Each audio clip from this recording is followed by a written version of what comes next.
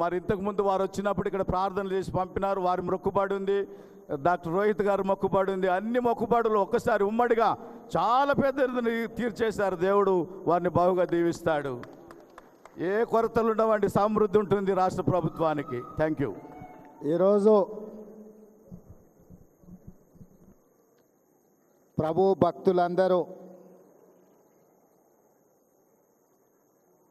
Medak church ప్రాంగణంలో merry Christmas పండుగను నిర్వహించుకోవడానికి విచ్చేసి 100 సంవత్సరాలు ఈ మెదక్ చర్చ్ నిర్మాణం, ఈ దేవాలయ నిర్మాణం జరిగిన కార్యక్రమాన్ని అద్భుతంగా నిర్వాహకులు నిర్వహించిన ఈ కార్యక్రమంలో కాంగ్రెస్ పార్టీ తెలంగాణ అధ్యక్షులు, సహచర మంత్రివర్గ సభ్యులు, పార్లమెంట్ సభ్యులు, శాసనమండలి సభ్యులు, శాసనసభ్యులు, మత ప్రవక్తలు, ప్రభు భక్తులందరూ కూడా వేలాదిగా ఇక్కడికి తరలి వచ్చి ఈ శుభకార్యంలో పాల్గొన్న ప్రతి ఒక్కరికి క్రిస్మస్ శుభాకాంక్షలు నేను తెలియజేస్తున్నా మీ అందరికీ, భక్తులందరికీ.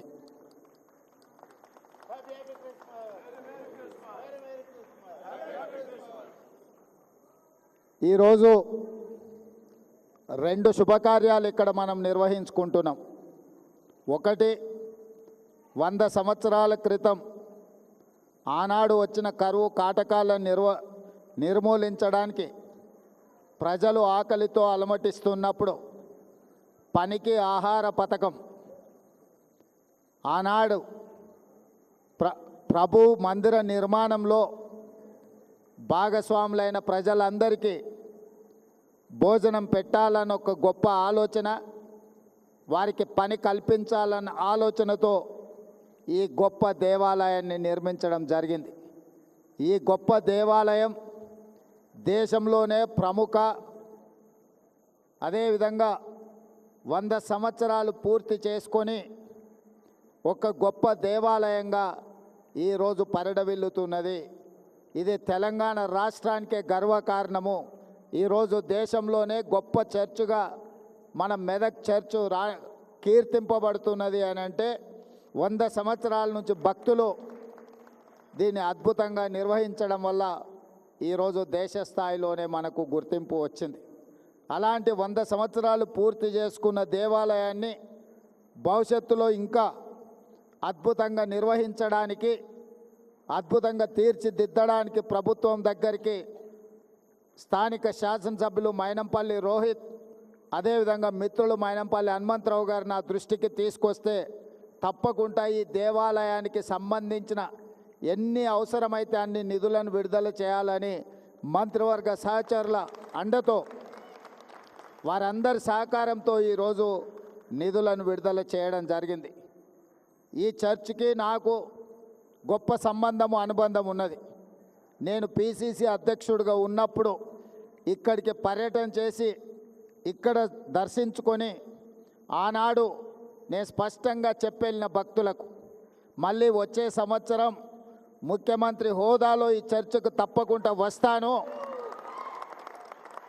భక్తులందరూ ఆశీర్వదించండి, పేదల ప్రభుత్వాన్ని తెచ్చుకోండి, పేదలకు మేలు జరుగుతుంది, ప్రభు ఆశీర్వాదంతో పేదల ప్రభుత్వం ఏర్పాటు చేసుకొని ముఖ్యమంత్రి హోదాలో ఈ చర్చకు తప్పకుండా వస్తాను అని ఆనాడు భక్తులకు మాట ఇచ్చిన, ఈరోజు చర్చ్ నిర్మాణం 100 సంవత్సరాలు పూర్తి చేసుకున్న సందర్భం, అదేవిధంగా క్రిస్మస్ పండుగ కూడా భక్తులందరి సమక్షంలో నిర్వహించుకోవాలని ఈరోజు ఇక్కడికి ప్రాంగణంకి రావడం జరిగింది.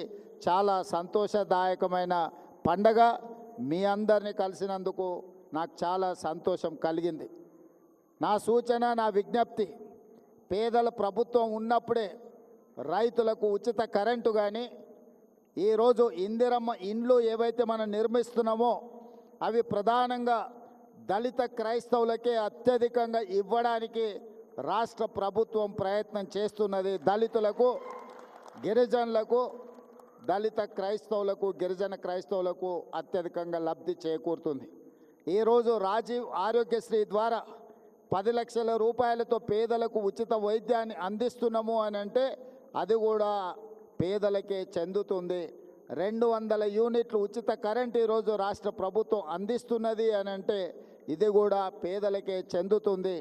500 రూపాయల పంట బోనస్ వరి పండించిన వాళ్లకు ఈ ప్రభుత్వం ఇస్తున్నది అంటే ఇది కర్షకులకు వారికి చెందుతుంది. 21,000 కోట్ల రూపాయల రైతు రుణమాఫీ చేసినామంటే పేద రైతులకే ఈరోజు ఆ రుణమాఫీ అందింది. ఇలా సంక్షేమ పథకాలు, ఫీజు రియంబర్స్మెంట్. ఈరోజు నేను ఒక మాట స్పష్టంగా చెప్పదలుచుకున్నా.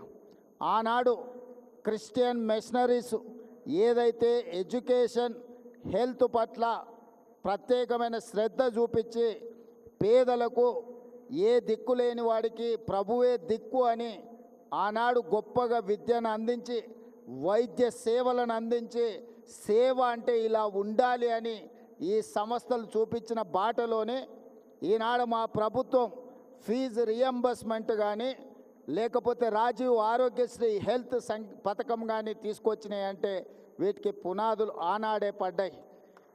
అదేవిధంగా ఈ మెదక్ చర్చ్ నిర్మాణం, పనికి ఆహార పథకం, కరువు వచ్చినప్పుడు తినడానికి ప్రజలు అలమటిస్తున్నప్పుడు ఆనాడు ప్రముఖులు ప్రజలని కాపాడడానికి వాళ్లకు భోజనం పెట్టి వాళ్లకు పని కల్పించి ఈ చర్చ్ నిర్మాణం జరిగింది. ఈరోజు ఉన్న ఉపాధి హామీ పథకానికి స్ఫూర్తి ఈ చర్చ్ 100 సంవత్సరాల క్రితం నిర్మించినప్పుడు ఏ విధానాన్ని అవలంబించిందో కాంగ్రెస్ పార్టీ అధికారంలోకి వచ్చిన తర్వాత ప్రవేశపెట్టిన ఉపాధి హామీ పథకం, పనికి ఆహార పథకమే. ఇవన్నీ మంచి కార్యక్రమాలు, సంక్షేమ పథకాలు రాష్ట్రం అభివృద్ధి పదం వైపు నడిపించడానికి ఆ ప్రభువు నుండి, భక్తుల నుండి సంపూర్ణమైన ఆశీర్వాదం నా మంత్రివర్గం కోరుకుంటుంది. మీ అందరి ఆశీర్వాదం ఉండాలి. ఈ ప్రభుత్వం 10 కాలాల పాటు వర్ధిల్లాలి. పేదల సంక్షేమ పథకాలు ఇచ్చిన మాట ప్రకారం అమలు చేస్తూ మన రాష్ట్రాన్ని అభివృద్ధి పదం వైపు నడిపించడానికి మీ అందరి సహకారం ఉండాలి.